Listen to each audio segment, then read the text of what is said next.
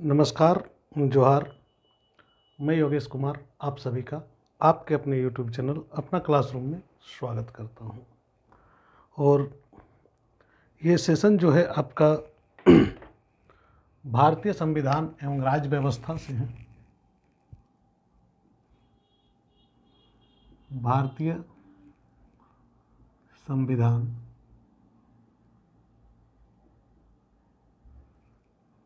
एवं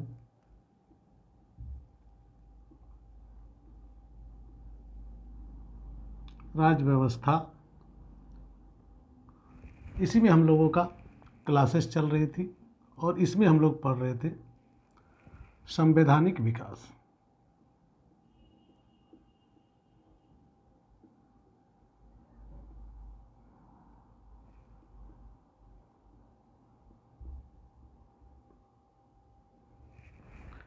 संवैधानिक विकास के तहत हम लोगों ने कई चीज़ों को देख लिया था और आज हम लोग देखेंगे भारतीय संविधान का जो विकास क्रम है। इसमें भारत शासन अधिनियम 1858 को और भारत परिषद अधिनियम 1861 को, यानी कि भारत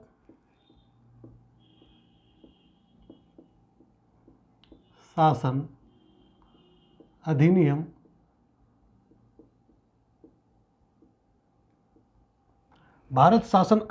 1858 यानी कि 1858, और उसके बाद हम लोग देखेंगे भारत परिषद अधिनियम, भारत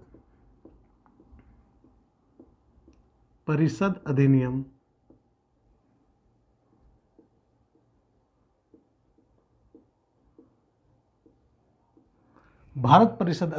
1861, 1861। और साथ में हम लोग चर्चा कर लेंगे मार्ले मिंटो पर। मार्ले मिंटो सुधार कह सकते हैं इसे, या इसे सुधार कहा भी जाता है, या फिर भारत परिषद अधिनियम 1909 ईस्वी। आज हम लोगों का फोकस इन्हीं तीनों पर रहेगा और इसी तीनों के अधीन जो सुधार हुए और संवैधानिक विकास के क्रम में जो कदम उठाए गए ब्रिटिश हुकूमत द्वारा, इन चीज़ों के बारे में आज हम लोग यहाँ पर चर्चा करेंगे। तो सबसे पहले हम लोग देखेंगे कि आखिर ये सुधार हुए क्यों। जो अगर आप थोड़ी सी ऐतिहासिक पृष्ठभूमि से हैं तो यहाँ पर आपको कुछ पता चलेगा कि इसके जस्ट पहले 1857 का विप्लव हुआ था। कहा जाता है कि जब तक आंदोलन नहीं होता है तब तक सरकारें जो है घुटने नहीं टेकती है और उन्हें सुधार की कोई जो कहानी है वो दिखती ही नहीं है, यानी कि सुधार कहाँ की जाए ये दिखती ही नहीं है। लेकिन यहाँ पर जो सुधार है इसकी एक अलग पृष्ठभूमि है। आप सोच रहे होंगे कि ऐसी क्या बात है और अलग पृष्ठभूमि क्या है। तो पृष्ठभूमि ये है कि 1857 का जो असंतोष था, यानी कि जो क्रांति हुई 1857 की महान क्रांति, जो भारतीय स्वतंत्रता की पहली लड़ाई के रूप में भी जाना जाता है या सिपाही विद्रोह के रूप में जाना जाता है, सिपाही विद्रोह भी इसे कहते हैं। सभी चीज़ें ने अंग्रेज़ों को झकझोर दिया कि आखिर इतना बड़ा विप्लव हुआ कैसे। अब इसी विप्लव को दबाने के लिए उन्होंने बहुत सारे प्रयास किए और कई कदम उठाने पड़े, और उन्हीं कदमों में से एक कदम था भारत शासन अधिनियम या भारत शासन अधिनियम 1858। यह 1858 के तहत एक बहुत ही इम्पोर्टेंट चीज़ हुई जो कि 1 नवंबर 1858 को हुई। इसमें क्या हुई कि ब्रिटिश महारानी ने एक घोषणा पत्र दिया। इसे बुद्धिजीवियों ने क्या कहा, मैग्ना कार्टा। आप लोगों को पता होगा मैग्ना कार्टा का मतलब क्या होता है। मैग्ना कार्टा का मतलब होता है अधिकारों की घोषणा पत्र। देखिए यहाँ पर अधिकार क्या मिले ये तो बहुत बड़ा मैटर नहीं है, क्योंकि अधिकार के नाम पर कुछ नहीं मिले थे। फिर भी बुद्धिजीवियों को लगा कि यह महारानी की एक घोषणा पत्र है और अब हमें अधिकार मिलने जा रही है और अधिकार मिलेंगे। इसी के तहत यह भारत शासन अधिनियम जो है भारतीय के ऊपर दिया गया और अंग्रेजों ने यह सोचा कि सन 1857 की जो घटना हुई, जो विप्लव हुई, वह विप्लव दोबारा यानी कि दोबारा ना हो, यानी कि पुनरावृत्ति नहीं हो। इस कारण से उन्होंने इस अधिनियम को ला के रखा।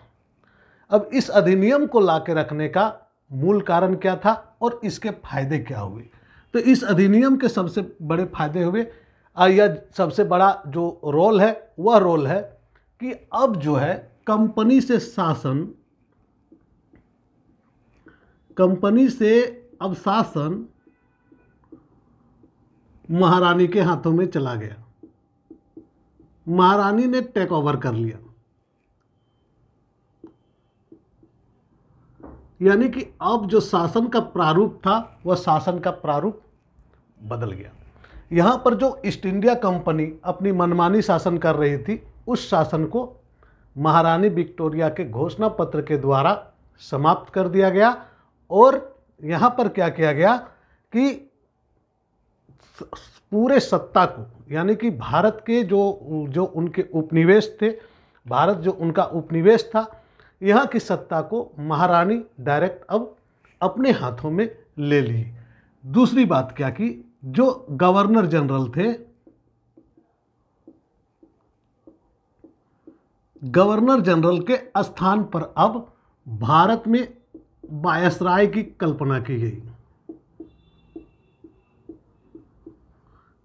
अब आपको कोई फर्क नहीं पड़ा, भारतीय जनमानस को इससे कोई फर्क नहीं पड़ा गवर्नर जनरल था या वायसराय था। परंतु एक प्रकार से अगर देखा जाए तो यहाँ पर क्या हुई कि कंपनी ने जब शासन महारानी ने ले लिया कंपनी से, तो उन्होंने क्या कहा कि भारत में अपना प्रतिनिधि, यानी कि जो शासन सत्ता सही ढंग से चला सके या सुचारू ढंग से चला सके, उसके लिए उन्होंने क्या किया, गवर्नर जनरल को समाप्त कर दिया इस पद को, और इस पद के जगह में एक नया पद सृजित किया जिसको भारत का वायसराय कहते हैं। और आप लोगों को पता होगा प्रथम वायसराय जो है लॉर्ड कैनिंग के रूप में हम लोग जानते हैं। लॉर्ड कैनिंग प्रथम भारतीय वायसराय बन के आए। इसके पहले हम लोगों ने देखा था दो चीज़ें और, जिसको हम लोग कहते थे क्या, बोर्ड ऑफ कंट्रोल, यानी कि नियंत्रण बोर्ड था, बोर्ड ऑफ कंट्रोल था, और कोर्ट ऑफ डायरेक्टर। इसमें क्या किया गया, बोर्ड ऑफ कंट्रोल और आपका जो कंपनी का जो अधीन में थे, यानी कि कोर्ट ऑफ डायरेक्टर,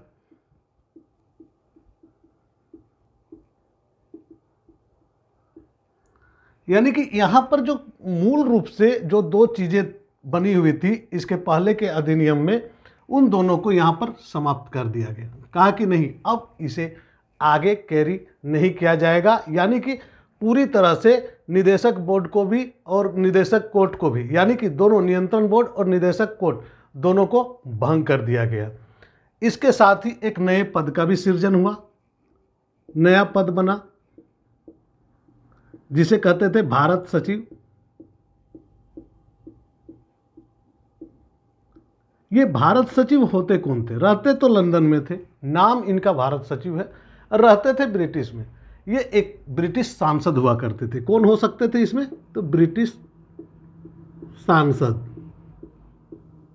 ब्रिटिश सांसद जो होते थे उन्हीं में से किसी एक को भारत सचिव के रूप में यहाँ पर नामित किया जाता था। और मुख्य रूप से ये क्या होता था, ये एक प्रकार का एजेंट होता था। एजेंट कहने का मतलब, मैं यहाँ एजेंट नाम से संबोधित कर रहा हूँ, ये एजेंट कहने का मतलब होता है कि ये जो है ये मूल रूप से किसकी प्रतिनिधि थे? तो यह मूल रूप से जो प्रतिनिधि था ब्रिटिश क्राउन का, यानी कि ब्रिटिश ताज का ये प्रतिनिधि हुए। किसके प्रतिनिधि हुए? तो ब्रिटिश ताज का, यानी कि क्राउन का प्रतिनिधि। ये ब्रिटिश क्राउन के प्रतिनिधि, यानी कि इनकी जो जवाबदेही होगा वह भारतीयों के प्रति नहीं होकर बल्कि विदेशी जो हमारी औपनिवेशिक जो सत्ता थी, उस सत्ता के जो शीर्ष पर है उनके प्रति इनकी जवाबदेही सुनिश्चित की गई। कुल मिला के यहाँ पर देखेंगे कि 1858 का जो ये अधिनियम आया, तो 1858 का अधिनियम का मूल एजेंडा ही था कि भारतीयों को उनको लगे कि हाँ उसके लिए हमने सुधार किया है, परंतु सुधार के नाम पर कुछ नहीं, बल्कि सत्ता का एकदम कंप्लीटली जो सत्ता कंपनी के हाथों में थी, यह सत्ता हट गई और यह सत्ता कहाँ चली गई, तो ब्रिटिश क्राउन के अधीन। अब ब्रिटिश क्राउन के अधीन क्या क्या, भारत सचिव, और भारत सचिव की सहायता करने के लिए भारत में, ये भारत सचिव हमेशा याद रखेंगे कि यहाँ नहीं रहते थे, ये जो सचिव का पद था ये सचिव लंदन में रहते थे। इनकी जो है, इनके जो देख रेख है, इसके लिए एक भारत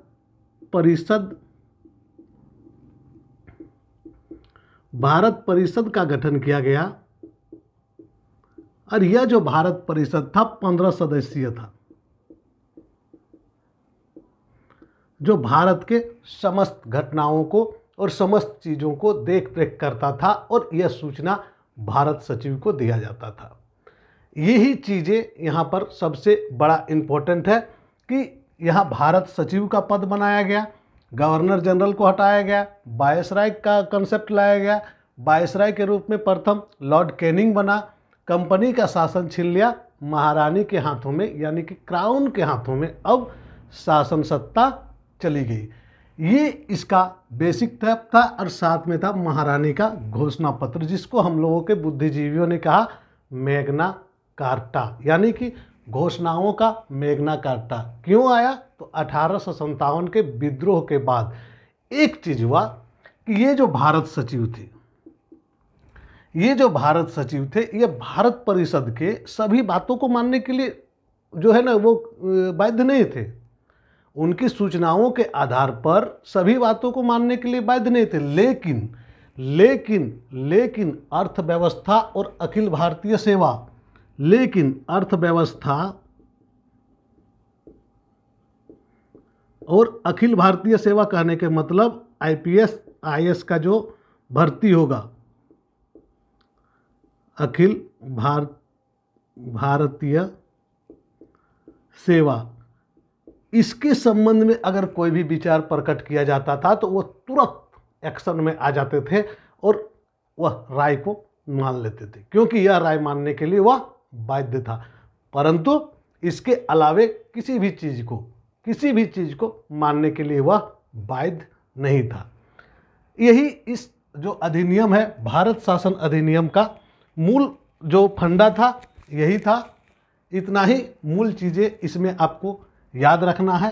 अब हम लोगों को चले जाएंगे, देखिए ये जो क्लास आप देख रहे हैं, यह प्रारंभिक परीक्षा को ध्यान में रख के किया गया है, और यह कंसेप्ट आपको देगा प्रारंभिक परीक्षा में सफलता।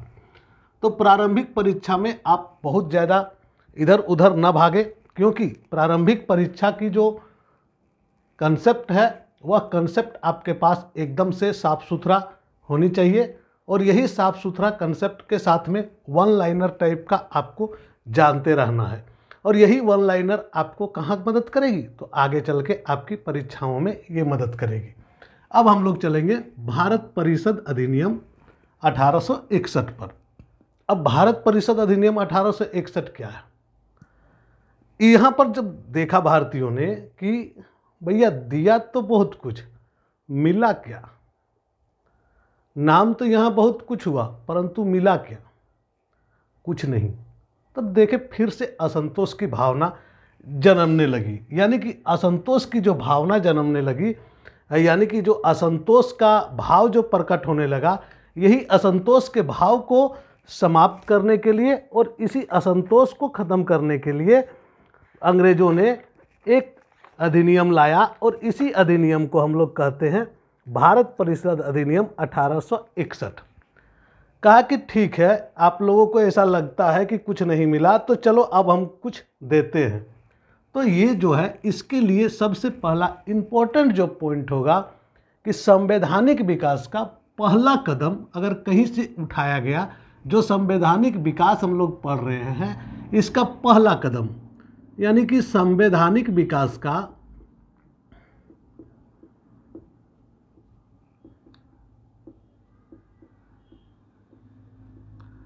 यह पहला कदम माना जाता है।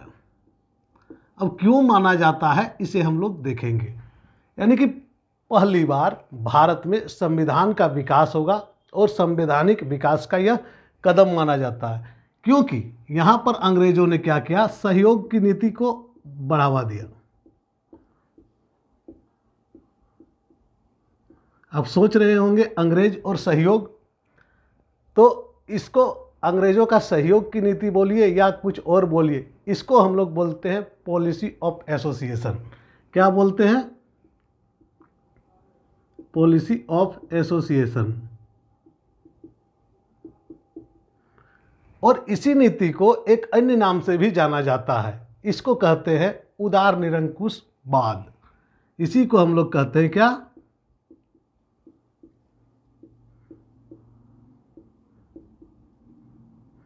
अब उदार के साथ निरंकुश कैसे हो सकता है ये बताइए। तो उदार होगा तो निरंकुश कैसे होगा? तो इसको हम लोग बोलते हैं बेनवॉलेंट डिस्टॉर्शन। बेनवॉलेंट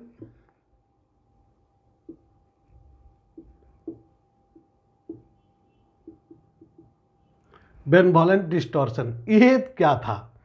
तो ये क्या था कि भारतीयों को शासन में भागीदार बनाने का प्रयत्न किया गया। क्या किया गया? तो भारतीयों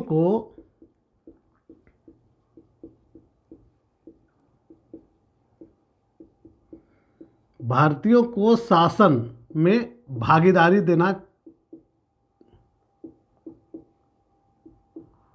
भागीदार बनाने का प्रयत्न किया गया।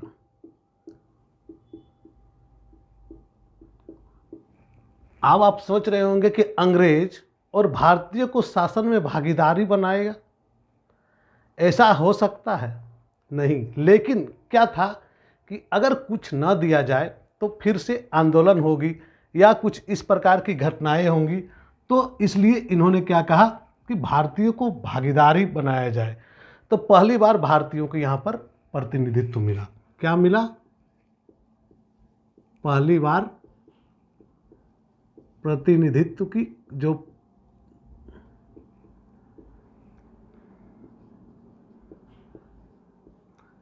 डायरेक्ट बोलिए, इनडायरेक्ट बोलिए, इनडायरेक्ट प्रतिनिधित्व, इसको हम लोग डायरेक्ट प्रतिनिधित्व नहीं बोल सकते हैं। पहली बार इनडायरेक्ट रूप से प्रतिनिधित्व दिया गया भारतीयों को कि आप लोग अब यहाँ पर चुनाव में भाग ले सकते हैं। इसके लिए कई शर्तें थे, उन शर्तों को यहाँ जानना मुझे नहीं लगता है कि आप लोगों को लिए ज़रूरी है। सबसे पहली बात है कि आप ये चीज़ को जानें कि ये काल भी लॉर्ड कैनिंग का ही था, और कैनिंग ने क्या किया, सभी विभाग कर दिए, अलग अलग विभागों में बांट दिया, कमिश्नरी में बांट दिया, प्रेसिडेंसी में बांट दिया, प्रांतों को बांट दिया, क्योंकि अब जो है जो पावर था वह पावर और पोजीशन जो थे वो लेने का, मतलब पावर और अध्यादेश जारी करने का जो ये था वह वायसराय को मिल चुका था। यानी कि अध्यादेश जारी कर सकता था कौन? तो वायसराय। वायसराय अध्यादेश अब यहाँ से जारी कर सकता था। तो अध्यादेश जारी करने के कारण यहाँ पर कहा गया कि नहीं, अब हम लोग आप लोगों को प्रतिनिधित्व देना चाहते हैं और आप लोग अब चुनाव के माध्यम से यहाँ पर आएंगे और हमारे साथ सारी चीज़ों पर चर्चा करेंगे। दूसरी बातें क्या हुई थी सो जान लीजिए। आर्थिक नीति पर यहाँ पर क्या किया गया, भारतीयों को, जो भारतीय है वो उसे हम इधर लिख रहे हैं, आर्थिक नीति पर अपना राय देने का, बजट पर नहीं, आपका राय हम लेंगे, माने या नहीं माने, अपना राय देने का अधिकार दिया गया कि आप अपना राय दे सकते हैं। मानना या नहीं मानना अभी भी ब्रिटिश वायसराय के हाथ में था। यानी कि कहने का मतलब है कि आप जो भी करें या राय आपको दे रहे हैं कि आप इस चीज़ को आप कर सकते हैं, लेकिन आप तभी कर सकते हैं जब हम उसे मानेंगे या हम उसे समझेंगे। दोस्तों यहाँ पर देखिए, भारतीय संविधान एवं राज्य व्यवस्था के अधीन हम लोग जो देख रहे हैं कि संवैधानिक विकास इसका रोल क्या है। क्योंकि हमारे यहाँ देखिए अभी जैसे अध्यादेश की बात हुई, क्योंकि हमारे राष्ट्रपति राज्यपाल अध्यादेश जारी करते हैं, तो अध्यादेश यहाँ से आया। जो आप बोल रहे हैं कि बहस पर अधिकार, प्रतिनिधित्व क्या होता है, ये सारी चीज़ें सने सने हमारे दृष्टि पटल पर आई और यही चीज़ों के बारे में हम लोग यहाँ पर चर्चा कर रहे हैं। यही बातें आप लोगों को परीक्षा में काम आएंगी कि किस प्रकार से आप बोल सकते हैं कि ये जो है संवैधानिक विकास के तहत है, इतिहास के तहत नहीं है। तो ये चीज़ें आपको जानना होगा। तो संवैधानिक विकास के तहत ये आपका पहला कदम माना जाता था। इसी का सुधार में एक और चीज़ें आई जिसे हम लोग यहाँ पर हेडिंग में नहीं दिए हैं। वह हेडिंग था आपका 1892 का, 1892 का, यानी कि भारत परिषद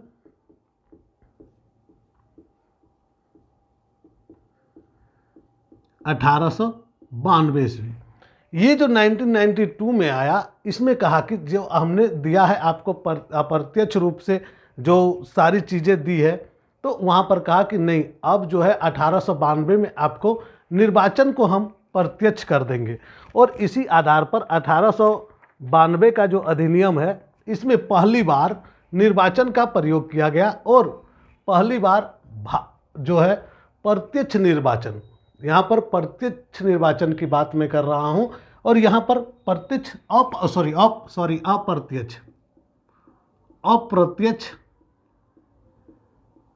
निर्वाचन की व्यवस्था हुई।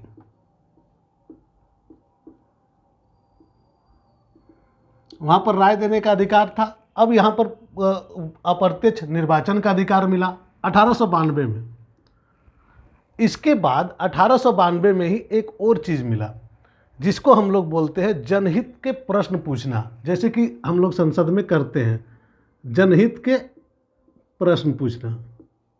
जनहित के प्रश्नों का जो है वह पूछने का अधिकार भी दिया गया भारतीयों को ये अधिकार दिया कि आप जनहित के मामलों के प्रश्न पूछ सकते हैं। आर्थिक नीति पर और बजट पर बहस करने का भी अधिकार मिल गया। अभी तक सिर्फ राय देने का अधिकार था, लेकिन इसमें क्या गया, बजट पर बहस करने का भी अधिकार भारतीयों को यहाँ पर दिया गया। यानी कि कुल मिला के अब थोड़ा सा अनुमति प्राप्त हुई और इसी आधार पर गैर सरकारी जो सदस्य थे, नगर पालिका, निर्वाचन बोर्ड, जिला बोर्ड या विश्वविद्यालय और वाणिज्य मंडल, यानी कि जो आपका चैम्बर ऑफ कॉमर्स होता है, उन सभी के द्वारा जो अप्रत्यक्ष रूप से निर्वाचित हो रहे थे लोग, उनको बजट और आर्थिक स्थिति पर बहस करने का अधिकार मिल गया। यहाँ पर क्या किया गया है कि केंद्रीय जो व्यवस्थापिका सभा था, उसमें मनोनीत जो सदस्यों की संख्या थी, जो कम से कम 10 और अधिक से अधिक 16 कर दी गई। यानी कि उसको पहले 10 था, अब क्या अधिक से अधिक 16 कर दिया। इसमें से 10 सदस्य जो थे वह गैर सरकारी होना आवश्यक होता था और 6 सदस्य जो है वह सरकारी हो तो भी कोई दिक्कत नहीं था। तो ये थे आपके भारत परिषद अधिनियम 1892 का। अब हम लोग थोड़ा सा देख लेंगे मार्ले मिंटो सुधार 1909, क्योंकि थोड़ा थोड़ा ही देखना है, यहाँ पर बहुत ज़्यादा प्रश्न कभी नहीं पूछे जाते हैं और वो पूछे जाएंगे तो इतिहास में आप लोग उसको कवर करेंगे। तो इस अधिनियम को भी भारत परिषद अधिनियम 1909 के रूप में जाना जाता है और इसे हम लोग कहते हैं मार्ले मिंटो सुधार, क्योंकि लॉर्ड मिंटो इस समय वायसराय बन के भारत आए और उन्होंने कई सुधार किए, खास करके सांप्रदायिक निर्वाचन, क्योंकि मिंटो को सांप्रदायिक निर्वाचन का जनक माना जाता है। कहा जाता है कि मिंटो के द्वारा ही यह सांप्रदायिक निर्वाचन प्रणाली जो है वह मिंटो की देन है, यानी कि लॉर्ड मिंटो की देन है। इसमें कई तरह के अधिकार दिए गए। मार्ले मिंटो में कई तरह के अधिकार भारतीयों को दिए गए, जिसमें से मुख्य रूप से खास करके जब विधान परिषद जो थे उसमें विधान परिषदों में क्या किया गया कि यहाँ पर इन्हें क्या क्या अधिकार मिला ये जान लीजिए। पूरक प्रश्न पूछने का, पूरक प्रश्न पूछने का पहली बार अधिकार दिया गया। पूरक प्रश्न पूछ सकते थे। दूसरा बात हो गया कि बजट पर संकल्प भी रख सकते थे। अब उन्हें अपना प्रावधान, बजट पर संकल्प भी ले सकते थे या संकल्प रख सकते थे अपना, यानी कि बजट पर किस प्रकार के खर्च है वह रखना, ये सब अधिकार इनको मिला। इसके साथ ही एसोसिएशन बनाने का भी अधिकार मिला और पहला एसोसिएशन का जो अध्यक्ष बना वह है सत्येंद्र प्रसाद सिन्हा, यानी कि वायसराय के कार्यपालिका परिषद का प्रथम भारतीय सदस्य के रूप में उन्हें बनाया गया। और यह जान लेंगे कि विधि सदस्य थे।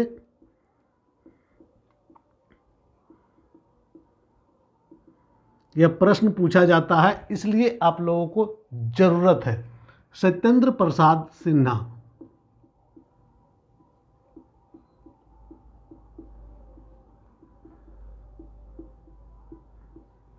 ये पहले ऐसे व्यक्ति थे जिन्होंने एसोसिएशन का जो प्रावधान किया गया उसी के तहत सत्येंद्र प्रसाद सिन्हा वायसराय के कार्यपालिका परिषद में प्रथम भारतीय सदस्य बने। और इसी को हम लोग विधि सदस्य के रूप में जानते हैं, यानी कि प्रथम भारतीय विधि सदस्य कौन थे, तो सत्येंद्र प्रसाद सिन्हा। ये चीज़ आपका ऑब्जेक्टिव में पूछा जाता है। इसमें क्या किया गया, सांप्रदायिक प्रतिनिधित्व प्रणाली,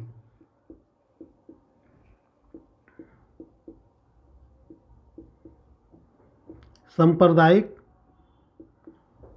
प्रतिनिधित्व प्रणाली भारत में यह कंसेप्ट पहली बार आई, सांप्रदायिक प्रतिनिधित्व प्रणाली का। और इसी के साथ में आई पृथक निर्वाचन का।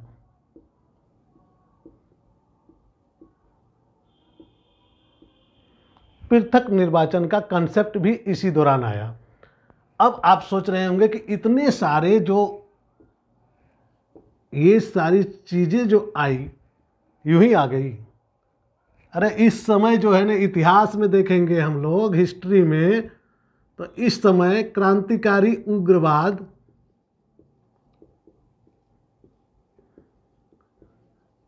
यानी कि भारतीय आज़ादी के जो वैसे लोग थे जो क्रांतिकारी, मारो मर जाएंगे मार डालेंगे वाले लोग, हमको आज़ादी दो, भगत सिंह, चंद्रशेखर आज़ाद, राजगुरु, सभी को मेरा नमन, वे सारे यहाँ पर आतंक मचाए हुए थे, अंग्रेजों को मार रहे थे, काट रहे थे। तब बोला भैया माफ कर दो, हम अब आप लोगों को ये अधिकार देंगे।